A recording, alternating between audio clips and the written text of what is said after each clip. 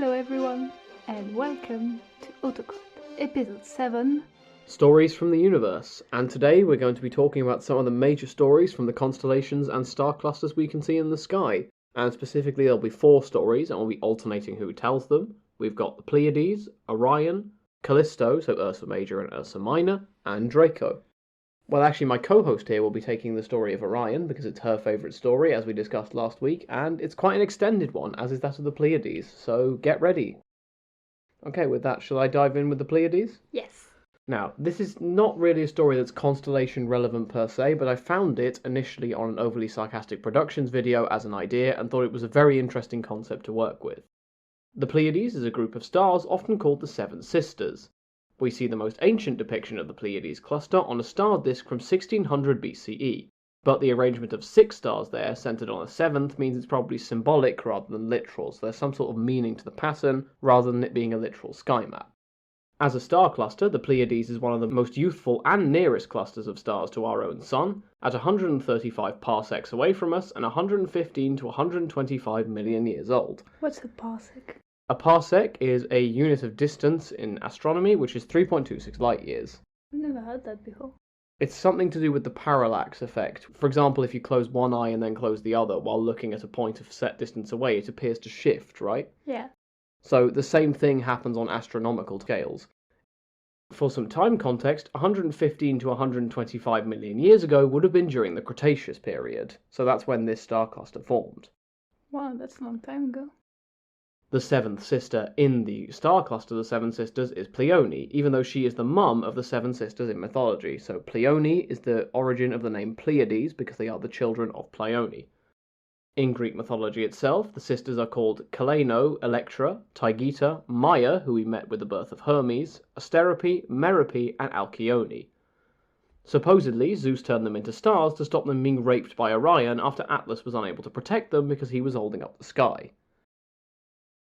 Now, some people see 6 stars in our sky today, but more can be discerned. For example, William Dawes claimed he was able to make out 13. Apart from the 7 sisters themselves, also in the cluster, as per the Hipparchos catalogue, are 18 Tau, Atlas, and Pleione herself. Greek mythology supposedly says that one of the 7 sisters became enamored with a mortal and disappeared, and we see this same thing happening in Aboriginal myth as well, although obviously not with the same 7 sisters as Greek mythology. In Aboriginal stories, we often see a hunter chasing the 7, but one has died or has been kidnapped, again leaving 6.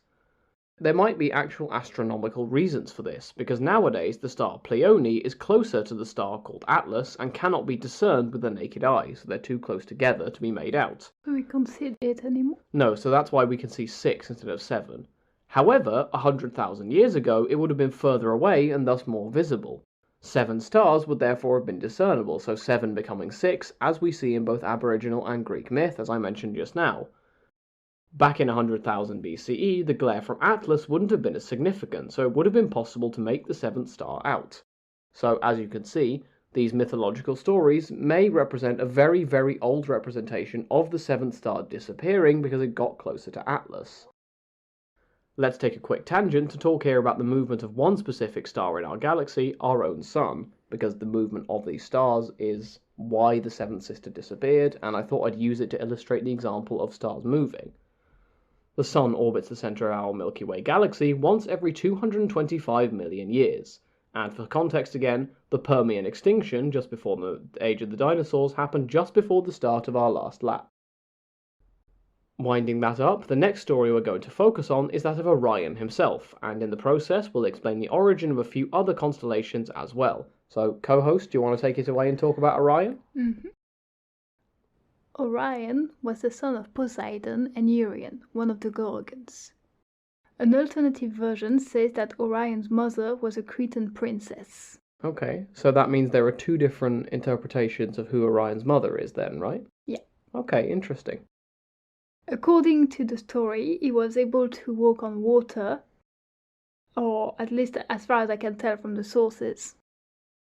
He also became a great hunter, and one day he stumbled upon Chios and its king, Oenopion. Oenopion was very possessive of his daughter Merope. He loved her very, very much. But Orion was smitten by her, and he stayed on island and fell in love with her. He asked to marry her, but this upset Onipion, as would make sense because he was really possessive over his daughter, so he probably loved his daughter so much no man could ever be good for her. I'm sure this is going to end really well, a possessive father-like figure and a hero-like figure who is determined not to let things get in the way. We'll discover. Yeah, I'm sure I will. Well, Orion was very strong and threatening, so Onipion really needed to find a way to get rid of Orion and not make him too angry because, well, he could have probably lost his life. He probably thought so anyway. I suppose there are always more convenient ways to get rid of a mythological figure as opposed to making them angry and sending them on a rampage through your palace. So Orion needed to prove he was sincere. And to do that, Onipion gave Orion trials to show that sincerity. Orion needed to expunge the dangerous fauna from the island, a task thought impossible, so I'm guessing the fauna was probably very deadly, and probably a lot of them. Yeah. He worked continuously until he succeeded, but when he returned to the king, he heard that the beasts surely weren't all dead and that he was burned. Okay, so on a technicality, Onipion is telling him, well, they're probably not all dead, so you can't have my daughter. Orion realized that Merope wasn't really going to be given to him, so I'm guessing this made him really furious, as you would think. And after one too many drink, he decided to forcefully take Merope. Okay, right, that's 2 in 1 episode now. I swear this wasn't planned when we came up with this concept. This was meant to be a fun episode of look at the constellations, not really heavy and unfortunate themes.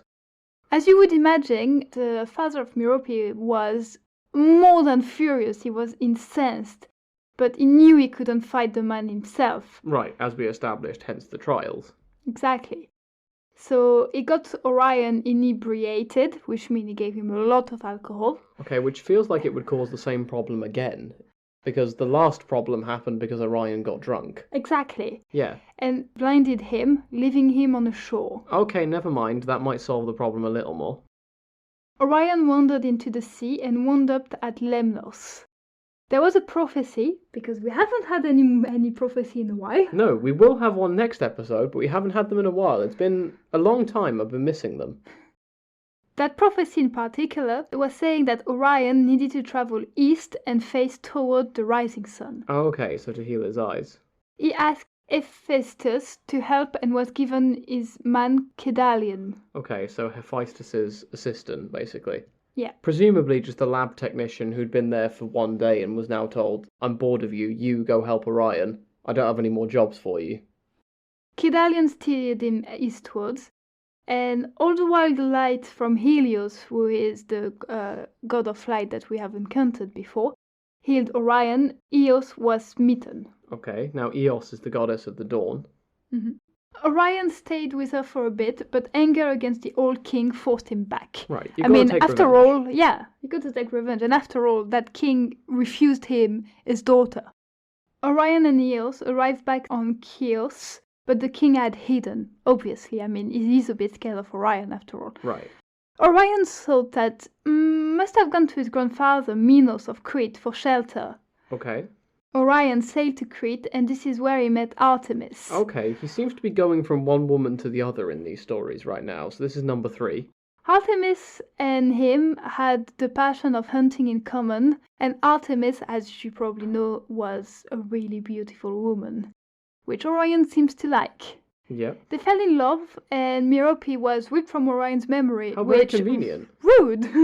Especially after all that happened. How very convenient. Artemis was so in love with Orion that her duties fell by the wayside.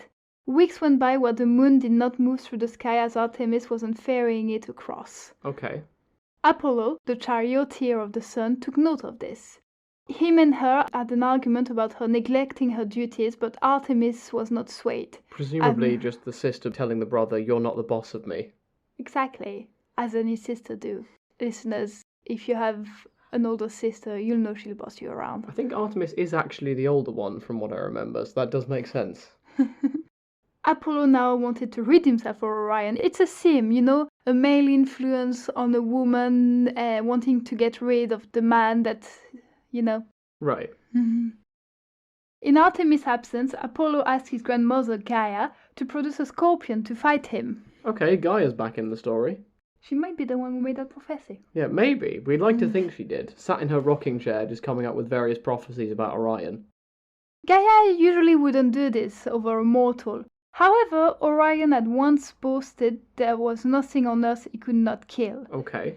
Gaia didn't like his presumption, and so she helped. That makes sense. I mean, she is the Earth Mother. It seems a bit presumptuous of a mortal to say, I can kill every living thing. The two fought, Orion being a demigod and the scorpion fashioned by deities, and eventually Orion grew tired and ran into the sea. That's also a theme for him. He ends up in the sea. Yeah. He looked like a dot from the seashore, which Apollo noticed. Okay. At this point, Artemis comes back, probably from hunting, since it's something she really liked to do. That would check out. And Apollo told her, "You're a good huntress, but I bet you can't hit that dot." Okay, ego stroking. Ego stroking, and Artemis not being able to see that Orion was the dot in question, she fired. The arrow hit Orion on the head, and he died immediately. Okay, so that's unexpected. When Orion's body drifted back to the shoreline eventually, Artemis realized what she'd done. Yeah. She tried to get help, and for that she went to Asclepius, who we talked about in episode 5, to resurrect him. Of course, Apollo's son, the god of healing, would make sense that you go to him. Presumably, Orion still had a giant arrow sticking out of his head, which would make the point that Artemis probably did something that she needed to fix.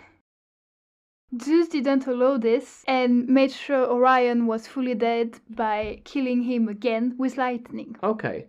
So from what I remember when I had a look through it, the text is a little unclear as to whether Orion has come back to life or not. It just says that Zeus kills him, I think. Which maybe again, maybe not. Maybe Orion wasn't fully dead yet, maybe he was just unconscious or in a coma, and Zeus decided, I'm not helping him, he's for the dead now, bye. Okay, either that or he's a pre-Christian Lazarus. At this point, Artemis realized Orion was gone for good, but asked Zeus to turn her love into a constellation. Yeah, I think that is the 6th stage of grief, isn't it? After acceptance, you get constellation. Exactly. Yeah. Orion was put in the sky with his dogs as they hunted a quarry, a hare. Okay. And by the way, those constellations that are his dogs, they're the constellation Canis Major, Canis Minor, and Monoceros. Okay, so the hare is Monoceros and the other two are his dogs. Exactly. Okay, that's cool. So we've explained 4 constellations in one. There you go, bargain story, 4 for the price of 1. Zeus also put the scorpion in the sky, given that it was the hubris of Orion that indirectly killed him and to make it equal with Orion. Okay, so 5 constellations. Never mind, I misspoke earlier. But in his mercy, he did not put the scorpion close to Orion. He put it on the opposite side of the sky so that they would not be in the sky together ever. Okay. It is impossible to see Orion and the Scorpio in the sky together. Right, so they're equals but opposite and equal in a way. Exactly, they're the yin and yang of the sky. That's interesting.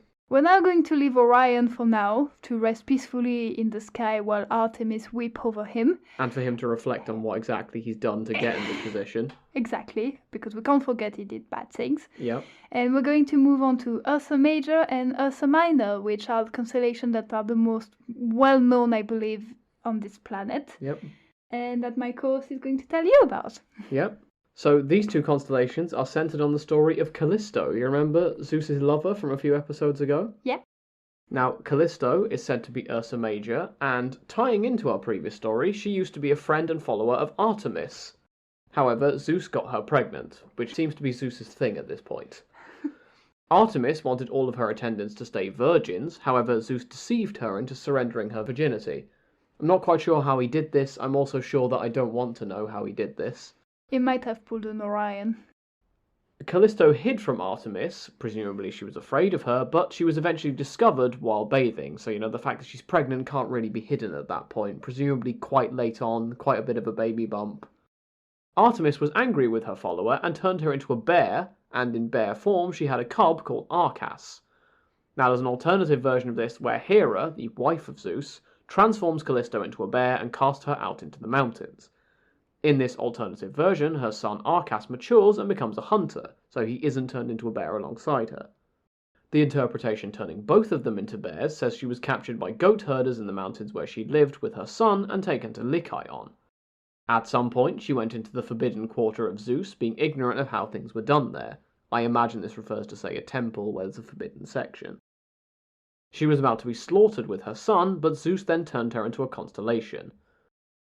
The alternative version has Arcas, the human hunter, walking around and at some point stumbling upon his mother, who stretches out her arms to him and, obviously not knowing who she is, he aims at her with a spear, so he's about to kill her. Zeus then intervenes, and Callisto becomes Ursa Major, while Arcas is put in the sky nearby as Ursa Minor. And they're very cute together in the sky, if you look at them. Now, we also see parallels to the story of Ursa Major in other cultures. A similar story is told among the Iroquois in the northeast of the USA, where 3 hunters run after a bear whose blood colours the leaves in autumn. The bear then jumps into the sky from a mountain, becoming the constellation. We see similar hunting themes among the Siberian Chukchi and the Finno-Ugric tribes in the same place. These stories are all part of the cosmic hunt narrative, which diffused out among individuals who lived over 15 millennia ago. So as with the Pleiades, you can see big old themes happening in these stories, which I find very interesting. Finally, we come to the constellation Draco. There are many others we could have talked about, but for our purposes, we're just going to focus on the Draco as our last story of today. So, do you want to take it away from here? Yeah. Draco has 2 stories. Okay. The first story says that it is a massive snake thrown by the giant at Athena during the war with the giants we discussed in episode 4. Okay, see, it's all connected, listeners. Athena grabs it mid-air and throws it into the sky, where it became the constellation Draco. Okay, well that's a short and sweet story. Short and sweet story, pretty straightforward. Yep. The other idea is that it is the 100-headed dragon that protected the golden apples during the 12 tasks of Heracles. Okay, presumably coming up in an upcoming episode. Stay tuned for I don't know when. Exactly. The golden apples are in the garden of Hera on Mount Atlas, with the tree in the middle. It reminds me a little bit of the tree of knowledge in the Garden of Eden. Yeah, that does make sense. From what I remember, a tree in the middle of a garden that you're not supposed to touch. Do we know if that one wasn't supposed to be touched? The golden apple tree? Mm-hmm. Well, seeing as it's one of the 12 tasks to go and get the apples and there's a dragon guarding it, I think we can safely assume there's at least a stay away sign. Yeah. Hera discovered the Hesperides were stealing apples, and so Ladon was ordered to wrap around the tree and protect the fruit. Okay. Atlas was asked by Heracles to pluck apples. Okay, so during his tasks, Heracles essentially offloads the job to Atlas. No, sorry, he outsources it. Exactly. Atlas killed Ladon and stole the apples. Hera then turned Ladon into Draco. Okay, right. Tennyson, the poet, also mentioned Ladon in his The Hesperides, where the 3 sisters, Hespere, Ego, and Erytheis, ruled the garden first, but a swap to patriarchy sees Father Hesper take over. Okay. Well, so with that interesting nugget, that brings us to the end of today's episode. So thank you all very much for listening. And if you want to know more, you can find us on our website, www.autocratpodcast.wordpress.com. You can also reach us at our email address, which is autocratpodcast@gmail.com. We also have a TikTok, Autocrat Podcast, but I need to get on that and figure out how that works. Yeah, there's currently just one thing on there, which is the trailer. There will be more in time, I think, but we're still figuring out how this works. And yeah, hope you enjoyed the episode, so have a great week, everyone. Yeah, have a great week. So, what do you think of these stories? I think they were nice. Yeah, it's surprising that with Draco there's 2 stories.